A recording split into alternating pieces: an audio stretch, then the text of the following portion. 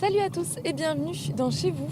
On est toujours dans la commune de Saint-Viaud et aujourd'hui je vais vous parler d'une initiative citoyenne, les incroyables comestibles vitaliens. Ce sont des habitants qui ont mis en place cette association en 2014 et le principe est simple en fait, c'est mettre à disposition des potagers pour que les gens prennent les légumes gratuitement. Pour nous en parler, on a rendez-vous avec deux membres de l'association, Anne Regnault et Samuel Pubert.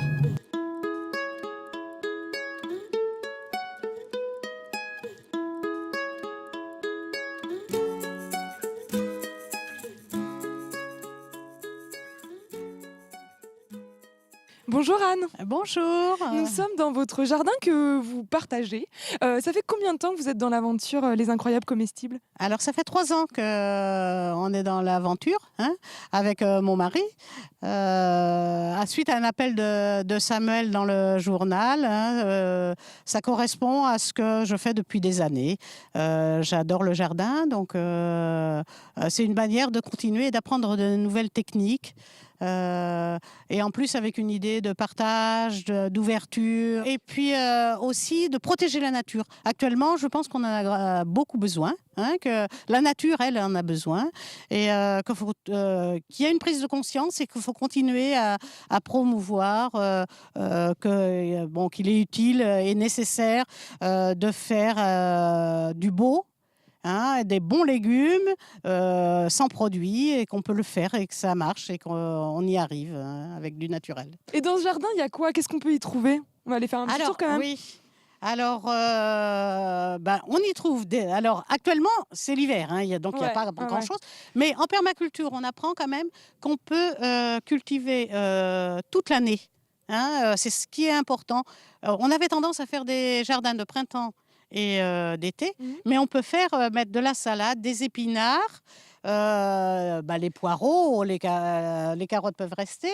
Il y a les choux, les fleurs comestibles, ça c'est un souci qu'on peut mettre dans nos salades et voilà.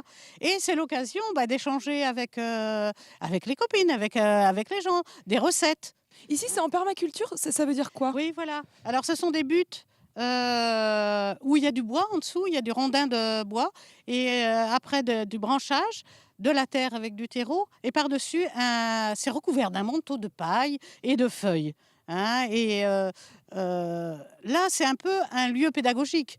C'est pour montrer aux gens qu'on peut faire des petites choses, c'est des petites buttes, qu'on peut faire des petites choses sur des balcons, dans des petits lieux, sur un petit bout de pelouse. Et là, j'ai récupéré, moi, à la ressourcerie, parce que je suis bénévole aussi dans une ressourcerie du Pays de Ré. Plein de petites récup, un petit tonneau, voilà, une basse où on mettait le raisin avant.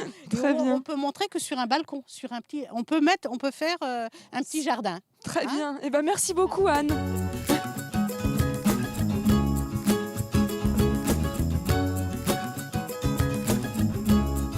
Bonjour Samuel. Bonjour.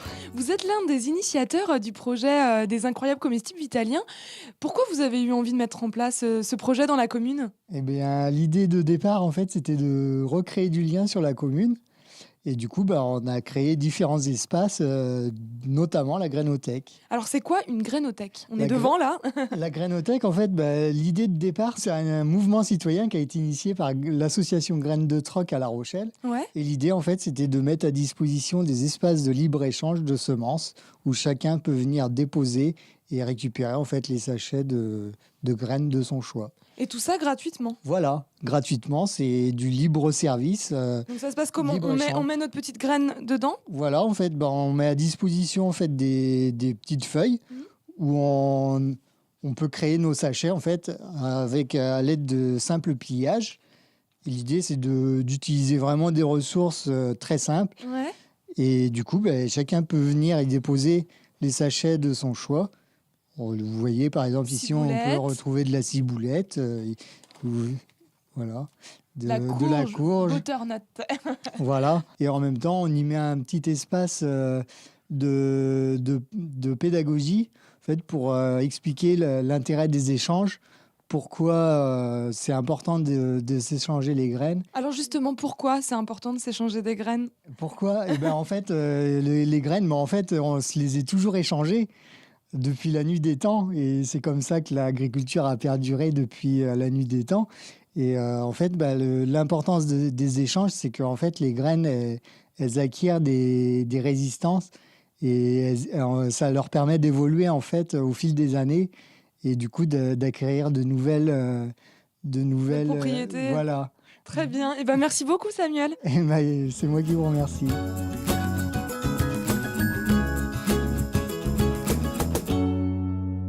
Chez vous, c'est déjà fini, mais je vous donne rendez-vous demain pour un nouvel épisode à la commune de Saint-Viaud. On va vous parler de l'association Arclectique. Excellente soirée sur Télé Nantes.